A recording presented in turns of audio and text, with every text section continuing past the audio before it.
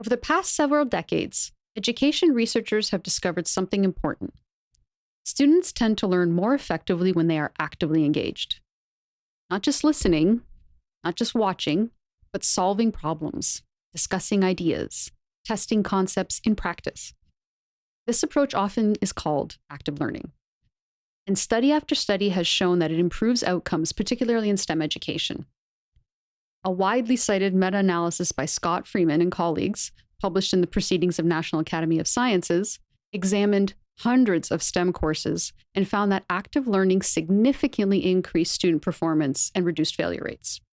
So if active learning works so well, why isn't every classroom built around it? Why do lectures remain so common? And why do many instructors struggle to implement active learning at scale? Welcome back to the EdTech Curio Cabinet.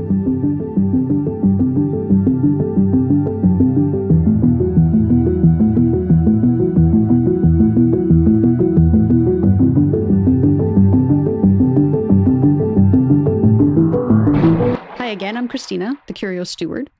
And in this podcast, we explore curiosities in education through 4 lenses: the artifact, specific tool or practice we're looking at; the pattern, where we've seen something similar before; the paradox, a surprising insight hiding inside the story; and finally, the signal, what it might tell us about the future of learning. Today's Curio is something that educators often talk about with great enthusiasm: active learning. But when we look closely at how universities actually operate, something interesting appears.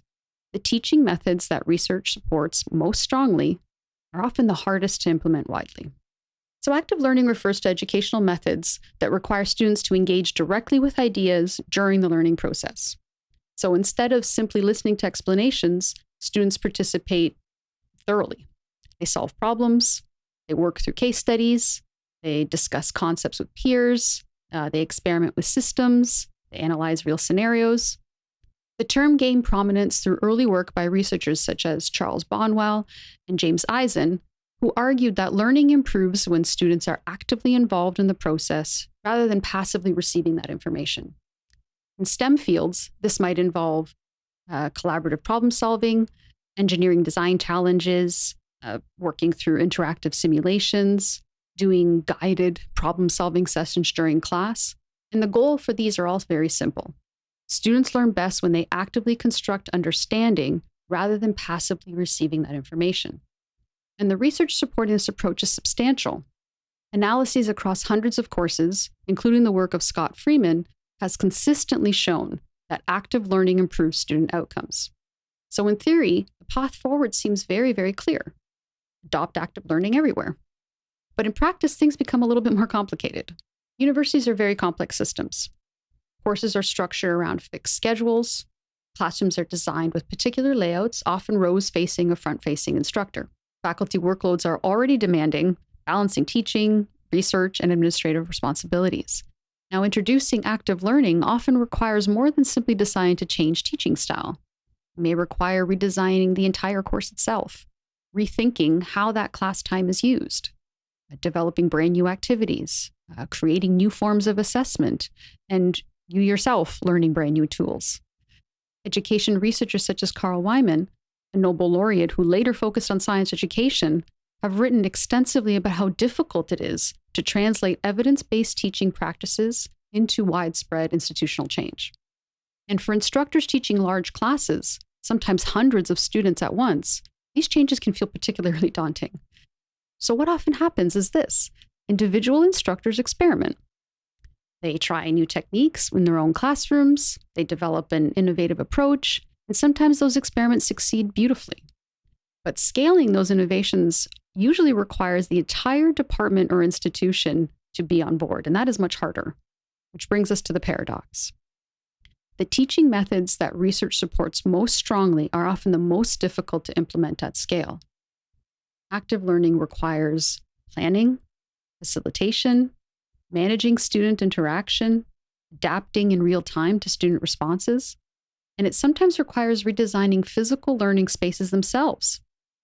A lecture, by comparison, is efficient. One instructor, one room, clear structure. That efficiency helps explain why lectures have persisted so strongly, something we explored earlier in the series. It's not necessarily a resistance to innovation. Often it's a matter of logistics. It's time. It's resources, infrastructure. In other words, the persistence of the lecture is not just pedagogical, it's structural. And that's what makes active learning such an interesting case, because it highlights the gap between what we know works and what the system can realistically support. This is where technology may begin to play an important role. One of the most promising developments in modern education technology is the ability to support interactive learning environments at scale. Digital platforms can now manage collaborative problem solving. It can facilitate peer instruction. It can provide real-time polling and feedback. It can support simulations and interactive models. Tools inspired by approaches such as peer instruction, developed by Eric Mazur, allowed instructors to engage large classrooms in active participation without losing structure. Automated feedback systems can help instructors evaluate large numbers of student responses very quickly. And simulations allow students to explore complex systems dynamically. These tools don't replace instructors. They support instructors. They complement them and help manage the complexity of interactive learning at scale. And that leads to an interesting possibility. The future of learning may not involve eliminating lectures entirely, but augmenting them, using technology to make active learning more practical within real-world constraints. So active learning reminds us of something very fundamental. Learning is not simply absorbing information, it is an activity. It's a process of exploration, experimentation, understanding. The challenge is not knowing what works, because we have decades of research that helps us understand that. The challenge is designing systems that make those practices possible at scale. And technology can help, but only when it is used thoughtfully in ways that support how people actually learn. Education technology evolves quickly, but the patterns of learning change slowly. That's why we keep the cabinet open. Thanks for exploring the EdTech Curio Cabinet.